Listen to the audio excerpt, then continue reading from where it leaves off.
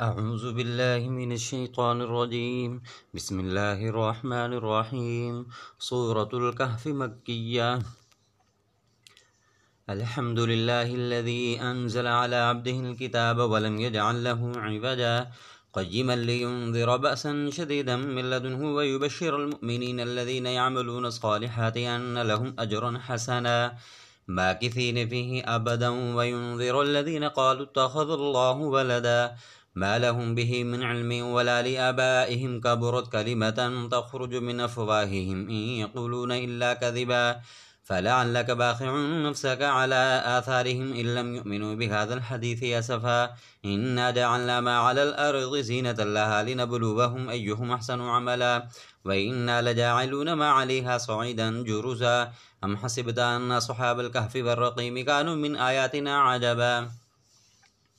إذا أوى الفتية إلى الكهف فقالوا ربنا آتنا من لدنك رحمة وهيئ لنا من أمرنا رشدا فضربنا على آذانهم في الكهف سنين عددا ثم بعثناهم لنعلم أي الحزبين أحصى لما لبثوا أمدا نحن نقص عليك نبأهم بالحق إنهم فتية آمنوا بربهم وزدناهم هدى وربطنا على قلوبهم إذ قاموا فقالوا ربنا رب السماوات والأرض لن ندعو من دونه إلها لقد قلنا إذا شططا هؤلاء قوم اتخذوا من دونه آلهة لولا يأتون عليهم بسلطان بين فمن أظلم ممن افترى على الله كذبا وإذ اعتزلتموهم وما يعبدون إلا الله فأبوا إلى الكهف ينشر لكم ربكم برحمته ويهيئ لكم من أمركم مرفقا وترى الشمس إذا طلعت تزاور عن كهفهم ذات اليمين وإذا غربت تقرضهم ذات الشمال وهم في فجوة منه ذلك من آيات الله من يهد الله فهو المهتد ومن يضلل فلن تجد له وليا مرشدا وتحسبهم أيقاظا وهم رقود ونقلبهم ذات اليمين وذات الشمال وكلبهم باسط ذراعيه بالوسيد لو اطلعت عليهم لوليت منهم فرارا ولملئت منهم رعبا وكذلك بعثناهم ليتساءلوا بينهم قال قائل منهم كم لبثتم قالوا لبثنا يوما أو بعض يوم قالوا ربكم أعلم بما لبثتم فبعثوا أحدكم ببرقكم هذه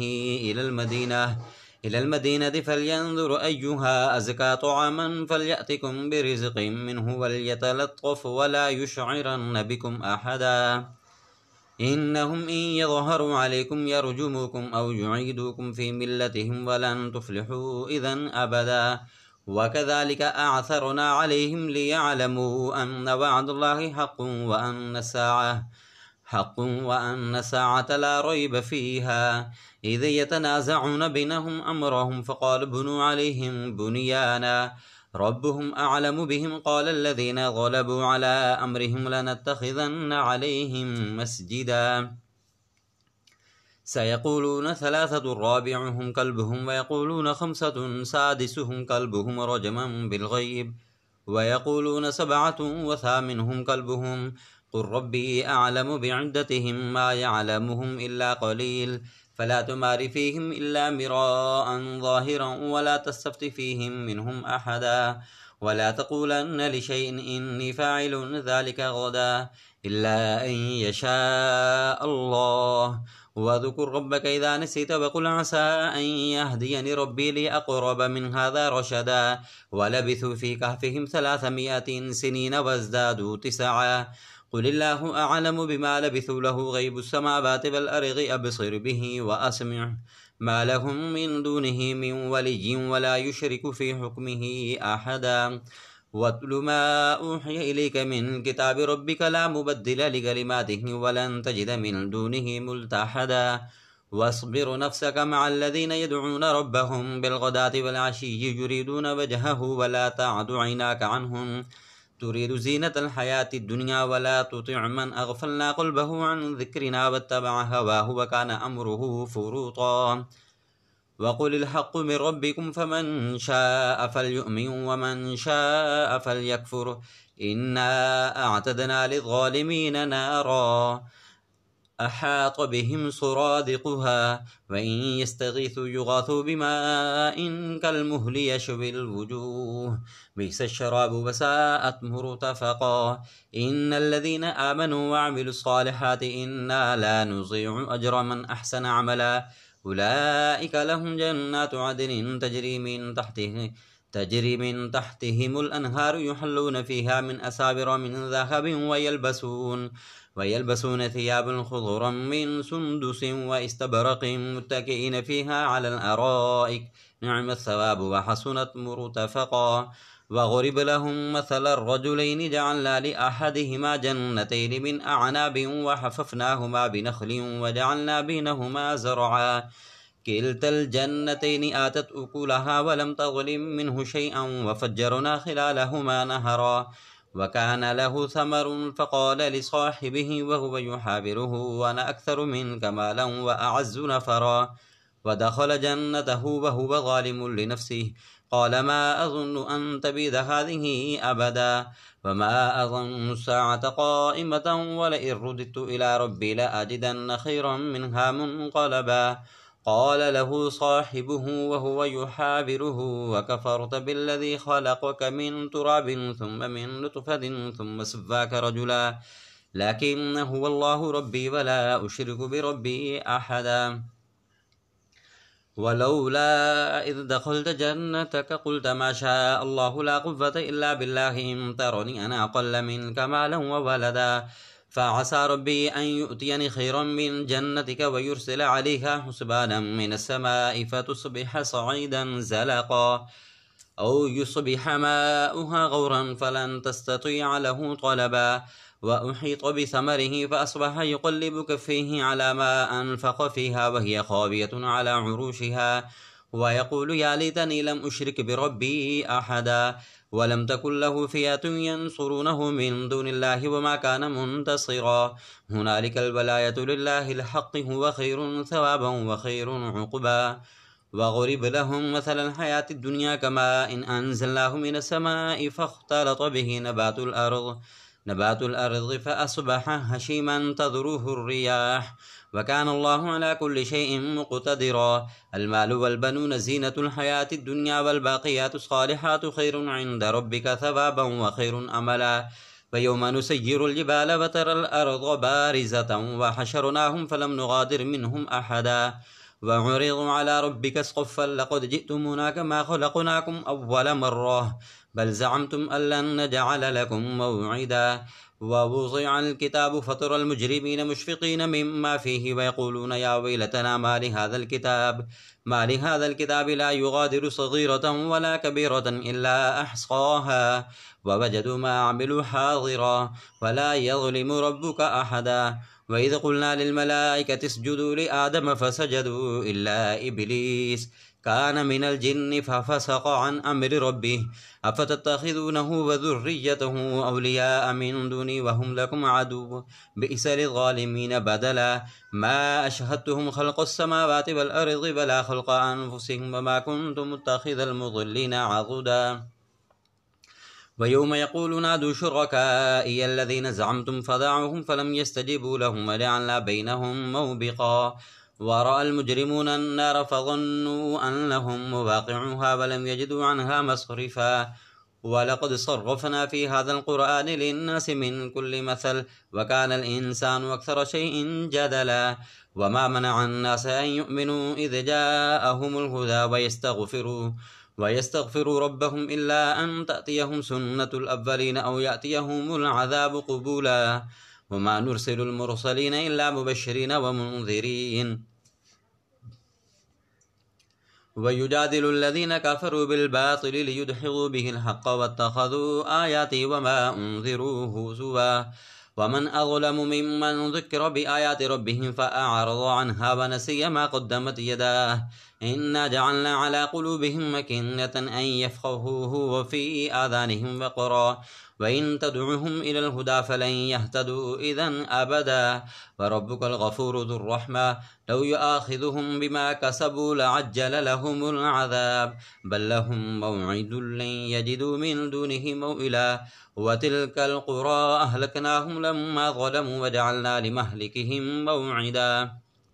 وإذ قال موسى لفتاه لا أبرح حتى أبلغ مجمع البحرين أو أمضي حقبا فلما بلغا مجمع بينهما نسيا حوتهما فاتخذ سبيله في البحر سربا فلما جاوزا قال لفتاه آتنا غداءنا لقد لقينا من سفرنا هذا نصبا قال أرأيت إذ أوينا إلى الصخرة فإني نسيت الحوت وما أنسانيه إلا الشيطان أن أذكره واتخذ سبيله في البحر عجبا قال ذلك ما كنا نبغي فارتدا على آثارهما قصصا فوجدا عبدا من عبادنا آتيناه رحمة من عندنا وعلمناه من لدنا علما قال له موسى هل أتبعك على أن تعلمني مما علمت رشدا قال إنك لن تستطيع معي صبرا فكيف تصبر على ما لم تحط به خبرا قال ستجدني إن شاء الله صابرا ولا أعصي لك أمرا قال فإن اتبعتني فلا تسألني عن شيء حتى أحدث لك منه ذكرا فانطلقا حتى إذا ركبا في السفينة خرقها قال أخرقتها لتغرق أهلها لقد جئت شيئا إمرا قال ألم أقل إنك لن تستطيع معي صبرا قال لا تؤاخذني بما نسيت ولا ترهقني من أمري عسرا فانطلقا حتى إذا لقيا غلاما فقتله قال أقتلت نفسا زكية بغير نفس لقد جئت شيئا نكرا قال ألم أقل لك إنك لن تستطيع معي صبرا قال إن سألتك عن شيء بعدها فلا تصاحبني قد بلغت من لدني عذرا فانطلقا حتى إذا أتيا أهل قرية استطعما أهلها فأبوا أن يضيفوهما فوجدا فيها جدارا يريد أن ينقض فأقامه قال لو شئت لاتخذت عليه أجرا قال هذا فراق بيني وبينك سأنبئك بتأويل ما لم تستطع عليه صبرا أما السفينة فكانت لمساكين يعملون في البحر فأردت أن أعيبها وكان وراءهم ملك يأخذ كل سفينة غصبا وأما الغلام فكان أبواه مؤمنين فخشينا أن يرهقهما طغيانا وكفرا فأردنا أن يبدلهما ربهما خيرا منه زكاة وأقرب رحما وأما الجدار فكان لغلامين يتيمين في المدينة وكان تحته كنز لهما وكان أبوهما صالحا فأراد ربك أن يبلغا أشدهما ويستخرجا كنزهما رحمة من ربك وما فعلته عن أمري ذلك تأويل ما لم تستطع عليه صبرا ويسألونك عن ذي القرنين قل سأتلو عليكم منه ذكرا إنا مكنا له في الأرض وآتيناه من كل شيء سببا فأتبع سببا حتى إذا بلغ مغرب الشمس وجدها تغرب في عين حمئة ووجد عندها قوما قلنا يا ذا القرنين إما أن تعذب وإما أن تتخذ فيهم حسنا قال أما من ظلم فسوف نعذبه ثم يرد إلى ربه فيعذبه عذابا نكرا وأما من آمن وعمل صالحا فله جزاء الحسنى وسنقول له من أمرنا يسرا ثم أتبع سببا حتى إذا بلغ مطلع الشمس وجدها تطلع على قوم لم نجعل لهم من دونها سترا كذلك وقد أحطنا بما لديه خبرا ثم أتبع سببا حتى إذا بلغ بين السدين وجد من دونهما قوم لا يكادون يفقهون قولا قالوا يا ذا القرنين إن يأجوج ومأجوج مفسدون في الأرض فهل نجعل لك خرجا على أن تجعل بيننا وبينهم سدا قال ما مكنني فيه ربي خير فأعنوني بقوة أجعل بينكم وبينهم ردما آتوني زبر الحديد حتى إذا ساوى بين الصدفين قال انفخوه حتى إذا جعله نارا قال آتوني يفرغ عليه قطرا فما استطاعوا أن يظهروه وما استطاعوا له نقبا قال هذا رحمة من ربي فإذا جاء بعد ربي جعله دكاء وكان بعد ربي حقا وتركنا بعضهم يومئذ يموج في بعض ونفخ في الصور فجمعناهم جمعا وعرضنا جهنم يومئذ للكافرين عرضا الذين كانت أعينهم في غطاء عن ذكري وكانوا لا يستطيعون سمعا أفحسب الذين كفروا أن يتخذوا عبادي من دوني أولياء إنا أعتدنا جهنم للكافرين نزلا قل هل ننبئكم بالأخسرين أعمالا الذين ضل سعيهم في الحياة الدنيا وهم يحسبون أنهم يحسنون صنعا أولئك الذين كفروا بآيات ربهم ولقائه فهبطت أعمالهم فلا نقيم لهم يوم القيامة وزنا